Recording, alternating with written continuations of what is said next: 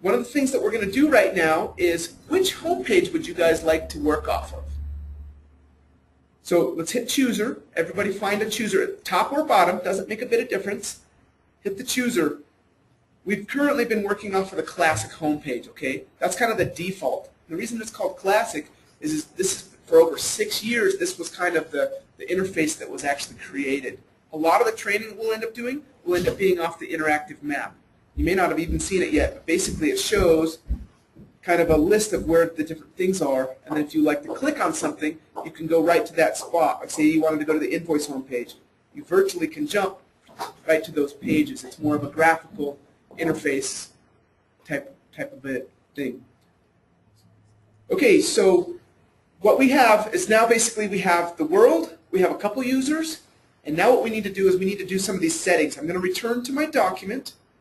So the next thing we wanted to do is we wanted to call our locations areas, our salespersons, reps and consultants, and our customers clients, and our parts services. These are corp-wide settings. You guys are welcome to follow along with this. You guys all have admin privileges. Are we on the classic homepage or on the interactive map, or where are we at? Most are classic. Right here, system management, manage corp info and permissions. We're going to hit go. Okay, so this basically gives you a small little page that allows you to get into your settings, your look and feel, your inventory types, your payroll settings. We are going to click on this link right here, edit corp-wide settings and defaults.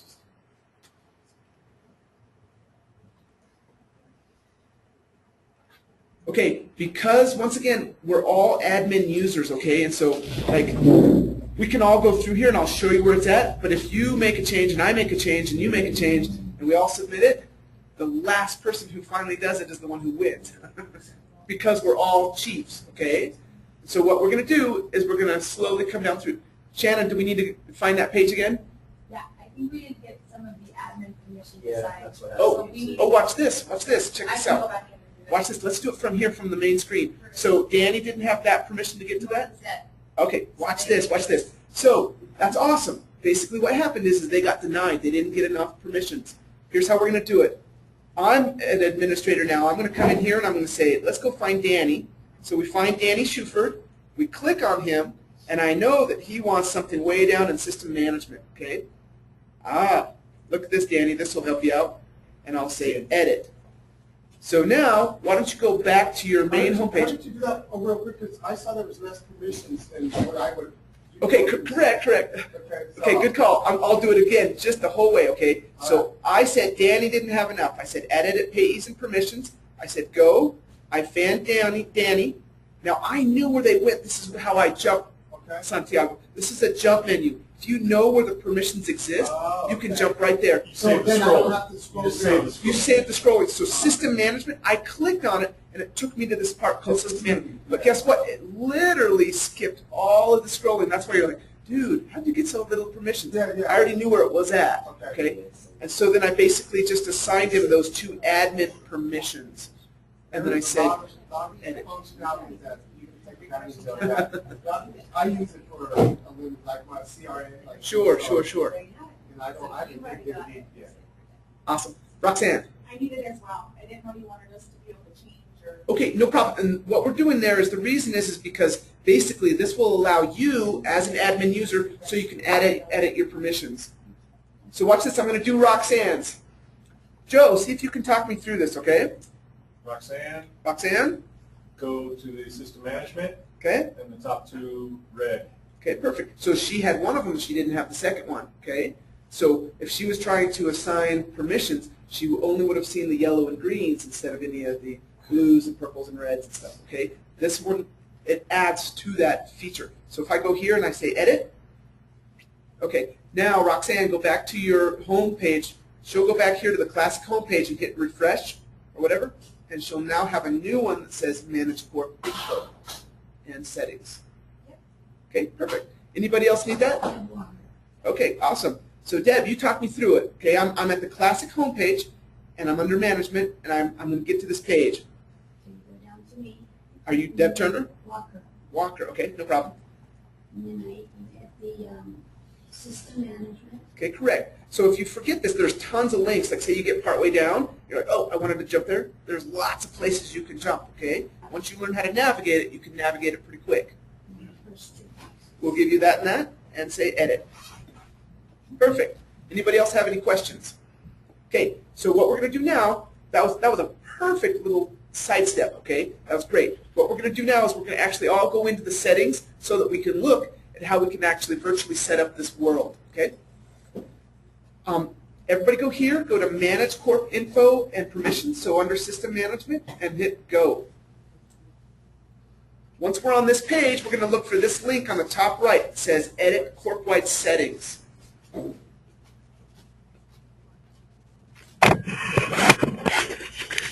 Okay, so what we're going to do is we're going to start popping down through these. This is literally how you're setting up the organization, okay? Now, ideally, it would actually be good to kind of talk about each one of these as far as what they do. We're going to kind of do a somewhat of a summed up version, okay? We're going to skip the top two. What do we want to call our world? We're going to call it a corporation right now. We could technically call it an entity, a partnership, or whatever. I'm going to go ahead and leave it at world, okay? Actually, maybe I'll do that just for fun. We're going to call ours a world, okay? Just an abbreviation of that. Basically, that's small enough. I'm just going to say world as well, okay? Why don't I go like this, just so that we know that this is a corp or a corporation. Yeah, Brandon, if we're all editing it. What's going to happen, we can all edit it. When we get down to the very, very bottom, just let me hit submit, okay? Because otherwise we play kind of that last cookie game because we're all admin users. And this is actually kind of brings up a cool thing. Because you're on the web and you have centralized data, think of how powerful that is, okay? Normally you don't have that many admin people doing things, but you could technically be working on the same projects as different people, and it's all going into a central source, okay? You no longer have to say file, save, attach, send, or, oh crap, where did I put that? Like, you're all working off a central source. It's huge, okay? So here's our world, here's our location. We actually decided that we wanted to call it areas. I'm going to go ahead and leave location in there just so you can kind of see that, but the abbreviated version, I'm going to call it an area. Okay? Does that make sense, how we're kind of setting up that setting? We'll just call it area. License number. Salesperson. We said that we wanted both reps and consultants, okay? So right here, instead of saying salesperson, how about we go like this? Rep consultant. How about we call this just rep? You guys okay with that? So this is virtually your salesperson. What do you want to call them? Okay, the next thing we dealt with is customers. What did we want to call those? We said we wanted to call them clients. Clients, and I'm going to go ahead and just call this one client. I'm going to actually go like this. Client and client, okay? One's an abbreviated form. The reason we ask for the main one and then the abbreviated one is lots of times when we pull reports, say you have some big old long name, well, you don't necessarily want that on every single report. You might want an abbreviated version of it. So that's why we have, what's this, what's the abbreviated, what's this, what's the abbreviated. So that's kind of the different pieces there, okay? So instead of saying customer tax ID, we're going to change this as well. This particular field is very, very awesome, okay? Behind the scenes in the database, it's currently called customer tax ID. But guess what we use it for? It's a custom field. You could put whatever you wanted.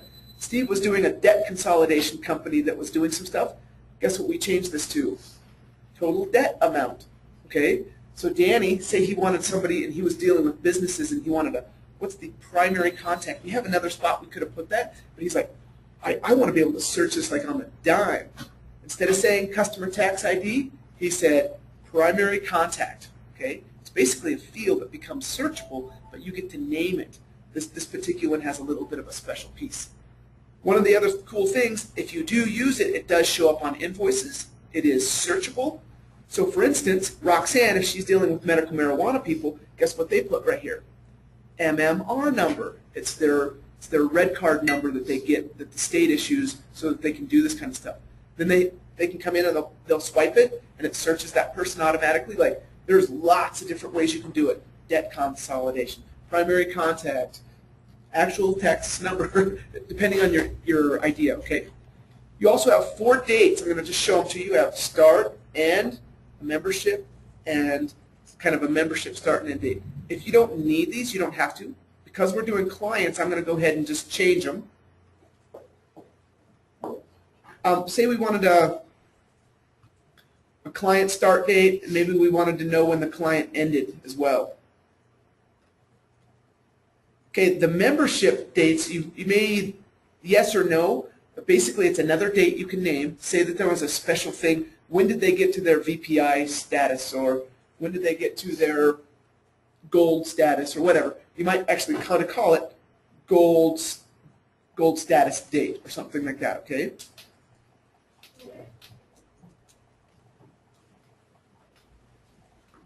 And maybe you wanted another one when they actually do the whatever. Like, basically, I just want to show you can kind of name some of your fields, okay? If you wanted, you can set up a default term. Let's just go like this. Let's say, you know what? I'm going to leave it blank so we have to fill it in, okay? This is kind of, once again, we are literally on the world level, okay? Adilas created the world. We now are inside the world. We have multiple users right now, okay? We already have at least 8 that I saw, okay? What we're doing is we're creating settings so that we're going to be, what are we going to call our locations, our areas, our this or that, our salesperson. So we're currently at this world level right now, okay? So I'm going to come down. I made that blank. Now, the customer queue, we probably won't use this in our particular entity. What is a customer queue?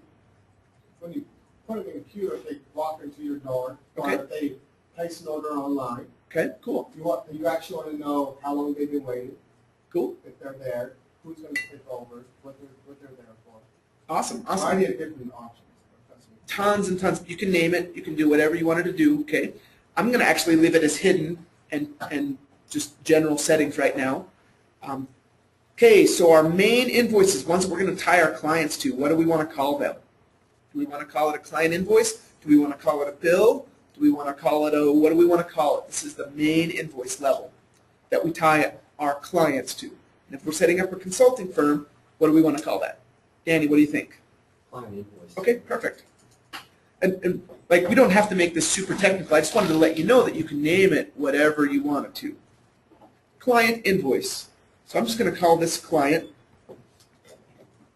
What this does is, once again, this is the abbreviated form. So if I see a certain invoice and I don't want to see client invoice, it'll just say invoice type client, if that makes sense. It kind of shortens things up.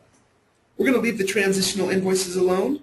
We're going to leave this. Is there any certain things we want to, how many signatures do we want to show on this invoice? There's probably about 20 or 30 settings that deal with invoices alone, okay?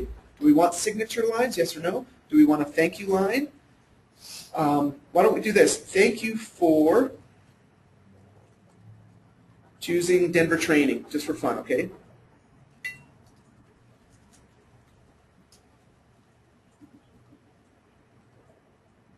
So this is a small little thank you line that we're going to put up there. Okay, signatures. Who was it that had the idea that we wanted to do the consulting business? I can't remember. Okay, Joe, did we want any signatures, yes or no, on an invoice? And this is the person that sold it, or the Okay, company? this is kind of setting it up, like, do we want a signature line on our invoices, yes or no? Do we want 2 of them? Do we want to possibly even say initial here, like instead of saying Probably so, signature? because we'll have some legal mumbo Okay, jumbo. okay, great. Okay, do we want to call it signature? Do we want to call it sign here? Do we want to, what do we want to call it? It doesn't matter. Basically, I'm showing you that you can. Client signature. Oh, perfect, that works. Client signature, we're going to show it. Do we need 1 or 2 of those? Probably just 1 right now? 1, yeah. Oh, I see. So number 24 is the second. Correct. If you wanted to, you could actually add another little. So say, for instance, what if we did this? What if we said show and we said manager's signature? Okay, something to that effect. Okay. Now here's your verbiage. We don't really have returns. What would we want to put in here? This is very generic. These have about 150 characters. There's 3 of them. Or if you want to go nuts, you can go unlimited. Okay. This is where it can actually hold HTML, and you can put, please initial here. We do not do this. Please initial here. Please initial here. You can technically set that whole thing up if you wanted to. Okay. Refund Um, versus return? yeah. No refunds. So I'm going to actually add in some HTMLs for fun, and say I'm going to even put a little line.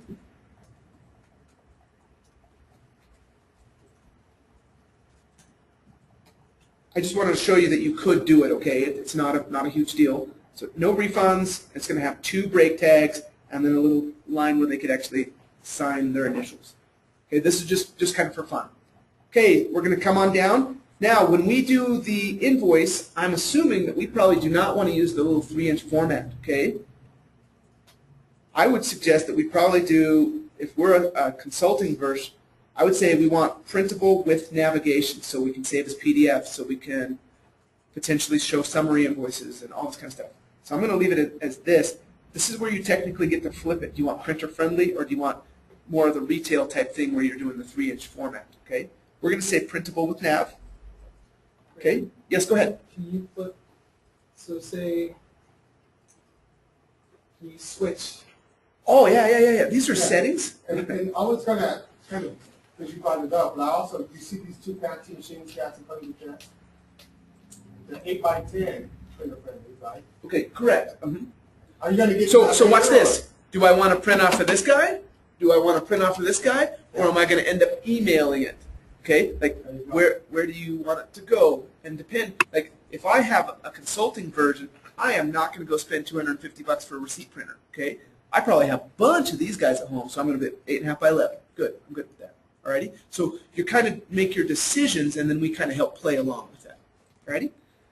Now, PO numbers. This is a cool field. We're going to skip it right now, but you'll want to read this. Imagine if you needed a job number or a tracking number, or say your sales reps had a certain code that they had to put in for something. Okay, you could technically call this, your rep code or whatever. Like we're already going to be tracking their names and all this kind of stuff. But if you needed a special piece, this is very similar to that customer tax ID. You can name it.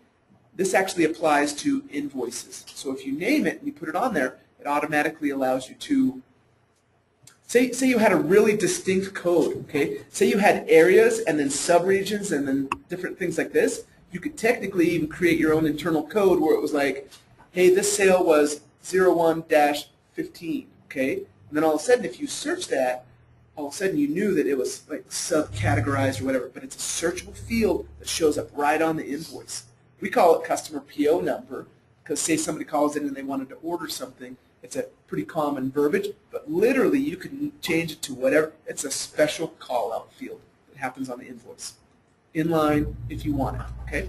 I'm going to currently say don't use unless you guys want us to use it. What do you think? Here's where it gets kind of interesting. When we're doing training, we could take you any direction we want. That's why we purposely kind of said, here's where we're headed. Let's pretend that we're a consulting firm. So right now, let's say that we don't need that particular field, okay? Okay, I'm going to say let's go ahead and do 3. And do you guys want to review the cart when you make it, or do you want to, as soon as you're done with the checkout process, do you want it to create it? Do you want to skip a step or show an extra step? Review it? Great. We'll leave it just as is. And the difference is, do you want to hide or do you want to use the review? We're going to use the review feature. You can actually turn multiple payment options. Say if your clientele comes in and they're paying part Visa and part MasterCard and part check and part cash, you might want to up that count so that you have more options on the fly. Technically, an invoice is unlimited. Like say you have a buy here, pay here for cars. You sell something for $10,000, they might be paying over that for months and months and months. Each time, that's going to be a new payment. So the payments are unlimited. It just kind of depends on how many we present you with at checkout time. Okay? So if in that case, if you had a buy here, pay here, then you would, what number would you put in there? I would probably leave it at 3 because they're probably not going to be making more than 3 payments at a time. Okay, so that's per transaction. Yeah. This is per the first cart type thing, okay? So they might come in, and if they didn't, all you do is you say, you know what, this is the only options I had. I'll create the invoice, and now I can add as many as I need to. Even if I was doing it back pay, so say I created the invoice and I was like, man, I've got his first 7 payments right here. I'd hammer in the first 3 payments, say create the invoice, and then I would physically go to the invoice and I put in those other 4, and it'll run just as if nothing happened. Oh, okay, so you can do it when you get to the invoice. This is just the default. This is to check out of the cart mode. We don't want to just display 50 million, okay? But it's kind of like, hey, how many do you normally use? Like some people will have 2 or 3. Those are kind of the common ones, okay? Okay, great. We currently are not set up for merchant processing, meaning our corporation, but if we were, we could say, hey, we're normally going to get, if we're a consulting business, we're not going to have a little credit card reader, okay? We're probably going to be like, hey, we're going to be manual entry. What it does is it just sets a default, so when we actually go to do the credit card stuff, we can do it. So I'm going to say we're going to be manual key because we're a consulting business, okay? Auto-calculate, perfect. That's not a problem. We're going to only be searching parts. This is still kind of dealing with the shopping cart. If you have recipes and cart favorites and barcodes, you can turn on a bunch of things. It opens up your search availability from inside the cart. To keep it general, we're just going to stay on part numbers. This will become more important later on if you need it. Barcode options, we're going to currently skip this. We'll come back when we start playing with some of the barcode pieces, okay? There's actually some cool things, and you'll want to read this because you can do a lot with barcodes that are pretty cool. We're going to leave elements of time. So this is your calendaring stuff. These are more of your settings. Here's some search options. We're going to search on any versus business first or last. We're going to kind of keep it really general. But say I only dealt with businesses, you may want to say, hey, I just want to search the business name, not necessarily first and last. It kind of limits that. Okay, we're now in the section that we need some more settings. We currently have a section called parts. According to us, we wanted to go with services. So here's what we're going to do. We're just going to kind of flip this around. Services. Service. And we're going to even call this, why don't we call this our, I'm just going to call it just general services. This name actually will show up in different places, including on your P&L and under your main link under how do you get to your so general services. Okay, we're going to call it. Now we're actually getting beyond the service. What do we want to actually call it? Why don't we call it item number? Do services have items, or what do they have?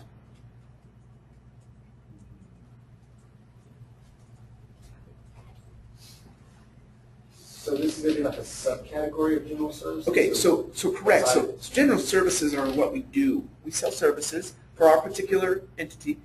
Now, when you actually create the item, like say for instance, consulting, what do you want to call that? Like it's a technical term behind the scenes. Like let me give you an idea, okay? If I have a parts department and I sell parts and widgets, I'm going to have a part number.